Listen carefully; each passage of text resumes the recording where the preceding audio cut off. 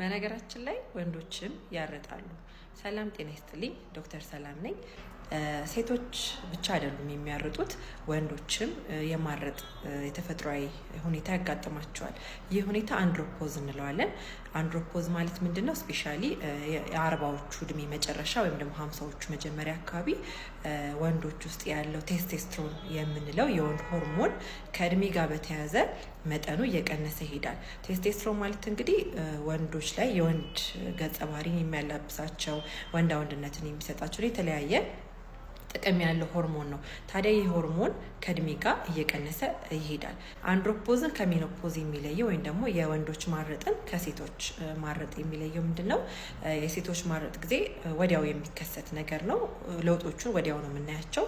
የወንዶች ግን አንድሮፖዝ ግን በጣም ቀስ በቀስ ፕሮግሬሲቭ በምንለው ሂደት ወይም ደግሞ ቀስ በቀስ እየታየ የሚሄድ ነገር ነው። ታዲያ ይህ ከእድሜ ጋር ተያይዞ የሚመጣው የቴስቴስትሮን መቀነስ ተጨማሪ ነገሮች ካሉ፣ ለምሳሌ ተጓዳኝ በሽታዎች፣ ስኳር፣ ደም ግፊት፣ የልብ ህመም ካለ፣ እንዲሁም ደግሞ የአኗኗር ዘይቤ ላይ ጥሩ የሆነ አበላል ስርዓት ከሌለ፣ እንቅስቃሴ ማይደረግ ከሆነ፣ ሌሎች ሱሶች ካሉ፣ እንደዚህ አይነት ነገሮች ካሉ፣ ጭንቀት ካለ ከእድሜ ጋር ተያይዞ የቴስቴስትሮን መቀነሱ ሞር እነዚህ ነገሮች ያባብሱታል ማለት ነው። የአንድሮፖዝ ወይም የወንድ ማረጥ ምልክቶች ሁሉም ሰው ላይ ላይታይ ይችላል። ምልክቶቹ ግን ካሉ እነዚህን ይመስላሉ። ምልክቶቹ ከሴት ማረጥ ወይም ደግሞ ከሜኖፖዝ ጋር ተመሳሳይነት አላቸው። የመድከም ስሜት፣ ወንዶች ላይ የምናየው ይሄ ጡንቻ የምንለው ነገር እሱ የመቀነስ፣ በጡንቻ ፋንታ ውፍረት የመኖር፣ የድባቴ ስሜት፣ የመነጫነጭ፣ ጾታዊ ግንኙነት ፍላጎት የመቀነስ፣ እንዲሁም ደግሞ የዘር ፈሳሽ ጥራትም ኳሊቲም ስለሚቀንስ የመውለድ አቅም የመቀነስ፣ የአጥንት መሳሳት፣ ሙቀት ስሜት፣ የማላብ ስሜት፣ እንዲሁም የእንቅልፍ ማጣት፣ የዘር ፍሬ መሟሸሽ፣ እንዲሁም ወንዶች ላይ ጡት አናይም። እነሱ ላይ ግን የጡት መጠን የመጨመር ወይም የጡት ሳይዙ የመጨመር እነዚህ ምልክቶች ሊታዩ ይችላሉ። ሴቶች ብቻ አይደሉም፣ ወንዶችም ያርጣሉ። ሁለቱም ተፈጥሯዊ ሂደቶች ናቸው። ግን ለእነዚህ ምልክቶች ምን ማድረግ እንችላለን? የተፈጥሮ ሂደት ነው። የተፈጥሮ ሂደትን ማቆም አንችልም፣ ግን ምልክቶቹን ማከም እንችላለን። ስለዚህ ለሁለቱም ምን መፍትሄ አለ የሚለውን በሌላ ቪዲዮ ይዤ እመጣለሁ። አመሰግናለሁ።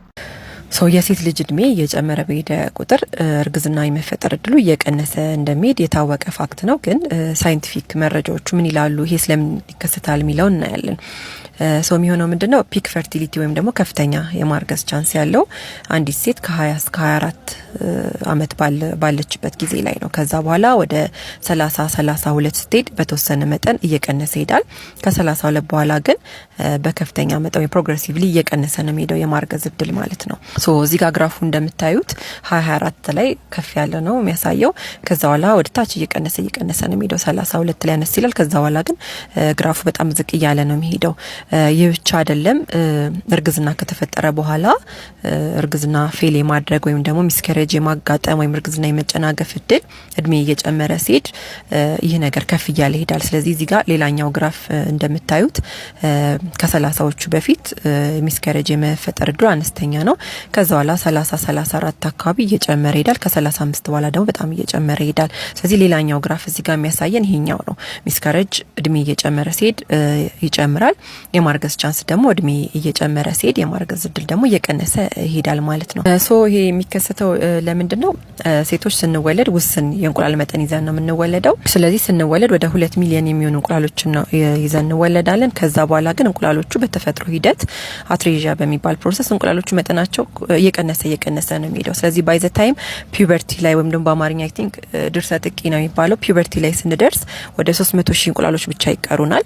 ከዛ በኋላ በየወሩ ኦቪሌት ታደርጋለች አንዲት ሴት። ወደ 400 የሚሆኑ እንቁላሎችን በሪፕሮዳክቲቭ ታይሟ ላይ ኦቪሌት ታደርጋለች።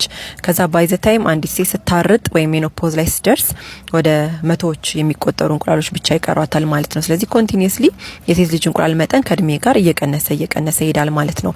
ሚስከሬጅ ወይም ደግሞ የጽንስ መጨናገፍ ደግሞ የሚፈጠረው ለምንድን ነው?